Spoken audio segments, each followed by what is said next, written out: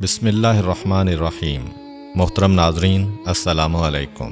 ایک یہودی کو رسول خدا صلی اللہ علیہ وآلہ وسلم سے چند دینار قرض واپس لینا تھا۔ ایک دن آپ راستے میں جا رہے تھے کہ وہ یہودی آپ کے پاس آیا اور اس نے کہا، جب تک آپ میرا قرض ادا نہیں کریں گے اس وقت تک میں آپ کو یہاں سے نہیں جانے دوں گا۔ نبی اکرم صلی اللہ علیہ وآلہ وسلم نے فرمایا، اس وقت ادائیگی کے لیے میرے پاس کچھ بھی نہیں ہے۔ یہودی نے کہا، جب تک آپ میرا قرض واپس نہیں دیں گے میں بھی آپ کو یہاں سے جانے نہیں دوں گا۔ آپ نے فرمایا، اگر یہ بات ہے تو میں تیرے ساتھ یہیں بیٹھ جاتا ہوں۔ یہ کہہ کر آپ اس کے ساتھ بیٹھ گئے۔ جیسے جیسے وقت گزرتا گیا آپ کے صحابہ وہاں جمع ہوتے گئے۔ جب انہوں نے یہودی کی یہ جسارت دیکھی تو انہوں نے اس کو سزا دینے کا ارادہ کیا۔ آپ نے انہیں ہر طرح کی تادیبی کارروائی سے روک دیا اور فرمایا کہ تم دور چلے جاؤ۔ حکم رسول کے تحت صحابہ دور چلے گئے۔ سورج لمحہ بلمحہ گرم ہو رہا تھا اور اس کی تپش سے آپ کو اذیت پہنچ رہی تھی، یہاں تک کہ آپ کے چہرہ اطہر سے پسینہ بہنے لگا۔ اس کے باوجود آپ نے کسی طرح کے غصہ کا اظہار نہ کیا اور کوئی سخت جملہ نہ کہا۔ آپ سارا دن وہیں بیٹھے رہے اور ظہر، عصر اور مغرب و عشاء کی نمازیں وہیں پڑھیں۔ پھر رات چھا گئی۔ آپ نے رات بھی وہیں بسر کی اور فجر کی نماز بھی وہیں پڑھی۔ صحابہ یہودی کو ڈرانے دھمکانے لگے۔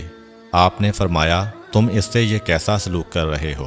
صحابہ نے کہا، یا رسول اللہ، اس کی یہ جرت کہ آپ کو یرغمال بنا کر اپنے پاس بٹھا لے۔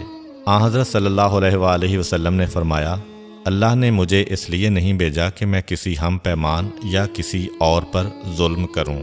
جب دن چڑھا تو یہودی نے کلمہ اسلام پڑھتے ہوئے کہا، اشہد ان لا الہ الا اللہ و اشہد ان محمدً عبدہ و رسولہ۔ میں اپنی دولت کا ایک حصہ راہ خدا میں دیتا ہوں۔ میں نے آپ کو اس لیے نہیں روکا تھا کہ میں آپ کی توہین کروں۔ اس ذریعے سے میں آپ کے پیمانہ صبر کو آزمانا چاہتا تھا، کیونکہ تورات میں میں نے آپ کی یہ صفت پڑھی ہے، محمد بن عبداللہ مکہ میں پیدا ہوگا اور طیبہ کی طرف ہجرت کرے گا۔ وہ تندخو اور سخت مزاج اور بیہودہ گوئی کرنے والا نہ ہوگا اور کوئی جھوٹی بات زبان سے نہیں کہے گا۔ اس طرح سے میں نے آپ کو یہاں رکھ کر اس بات کی تصدیق کی ہے کہ تورات نے بالکل سچ کہا تھا۔ رسول اکرم صلی اللہ علیہ وآلہ وسلم مبعوث برسالت ہونے کے 3 سال بعد تک خفیہ طور پر دعوت اسلام دیتے رہے۔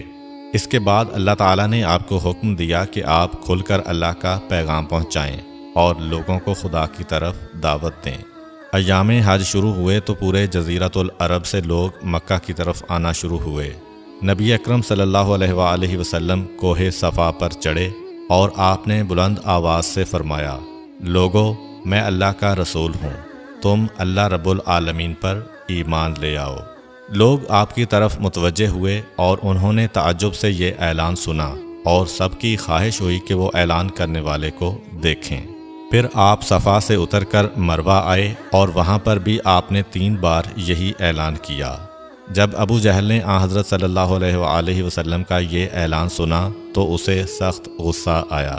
اس نے زمین سے ایک پتھر اٹھا کر آپ کی پیشانی پر مارا، جس سے آپ کی پیشانی زخمی ہو گئی، خون بہنے لگا اور آپ کا پورا چہرہ لہو لہان ہو گیا۔ اس کے بعد تمام مشرکین آپ کو پتھر مارنے لگے۔ نبی اکرم صلی اللہ علیہ وآلہ وسلم مجبور ہو کر کوہ ابو قبیس پر چڑھ گئے اور ایک چٹان کے پیچھے جا کر چھپ گئے۔ مشرکین نے بھی آپ کا تعاقب کیا لیکن آپ انہیں کہیں دکھائی نہ دیے۔ ناکام و نامراد ہو کر انہیں واپس آنا پڑا۔ اسی اثناء میں ایک شخص نے حضرت علی علیہ السلام کو اس واقعہ کی اطلاع دی اور کہا کہ میرا خیال یہ ہے کہ محمد مارے جا چکے ہیں، نعوذ باللہ۔ یہ سن کر حضرت علی علیہ السلام کو شدید دکھ ہوا اور آپ ام المومنین حضرت خدیجہ الکبریٰ سلام اللہ علیہ کے پاس آئے اور ان سے کہا، میں نے سنا ہے کہ مشرکین نے رسول خدا صلی اللہ علیہ وآلہ وسلم پر سنگ باری کی ہے اور بعض لوگوں کا یہ گمان ہے کہ نبی اکرم شہید ہو گئے ہیں۔ آپ روٹی پانی اٹھائیں اور میرے ساتھ انہیں تلاش کرنے کے لیے چلیں، ممکن ہے ہمیں ان کا کہیں نشان مل جائے۔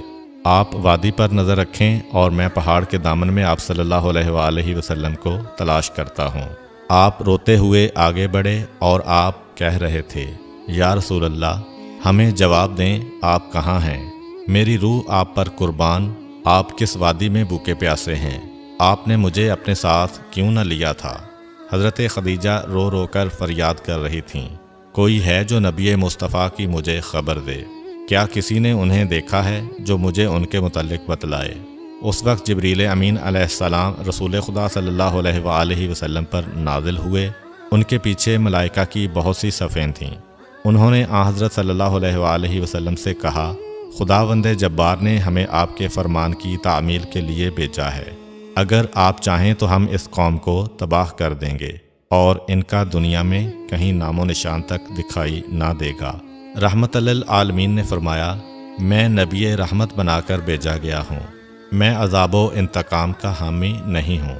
پروردگار میری قوم کو معاف کر دے، وہ مجھے جانتے نہیں ہیں۔ جبریل امین علیہ السلام نے حضرت صلی اللہ علیہ وآلہ وسلم سے کہا، خدیجہ سلام اللہ علیہا آپ کو تلاش کر رہی ہیں۔ خدیجہ کے رونے نے آسمان کے فرشتوں کو رلا دیا ہے۔ آپ انہیں جواب دیں، خدا کی طرف سے اور ہماری طرف سے انہیں سلام پہنچائیں اور انہیں جنت کی بشارت دیں۔ نبی اکرم صلی اللہ علیہ وآلہ وسلم نے خدیجہ و علی کو صدا دی اور انہیں اپنے پاس بلایا۔ دونوں شخصیات آپ کی خدمت میں حاضر ہوئیں۔ انہوں نے آپ کی پیشانی پر پٹی باندھی اور گھر لے آئے۔ جب مشرکین کو معلوم ہوا کہ نبی اکرم صلی اللہ علیہ وآلہ وسلم اپنے گھر آ چکے ہیں تو انہوں نے گھر کا محاصرہ کر لیا اور سنگ باری شروع کر دی۔ حضرت علی علیہ السلام اور حضرت خدیجہ سلام اللہ علیہا آپ کا دفاع کرنے لگے۔ جب سنگ باری میں معمولی سا وقفہ ہوا تو حضرت خدیجہ گھر سے نکلیں اور انہوں نے چیخ کر کہا، فرزندان قریش، کیا تم سے حیا رخصت ہو گئی ہے؟ تم اپنے قبیلہ کی معزز اور محترم خاتون کے گھر پر سنگ باری کرنے لگے ہو۔ اگر تمہیں خدا کا خوف نہیں ہے تو دوسرے لوگوں کو اپنے اوپر ہنسنے کا موقع نہ دو اور اپنے لیے ہمیشہ کی ذلت و بدنامی تو نہ خریدو۔ جب مشرکین نے حضرت خدیجہ سلام اللہ علیہا کی گفتگو سنی تو ندامت کے مارے ان کے سر جھک گئے اور وہ شرمندہ ہو کر اپنے گھروں کو چلے گئے۔ نبی اکرم صلی اللہ علیہ وآلہ وسلم نے دعوت اسلام کا آغاز ان روح فرسا واقعات کے ساتھ کیا تھا۔ آپ پر کروڑوں سلام ہوں۔ آپ نے لوگوں کو گمراہی و ضلالت سے بچانے کے لیے قدم قدم پر تکالیف اٹھائیں اور صدمے برداشت کیے۔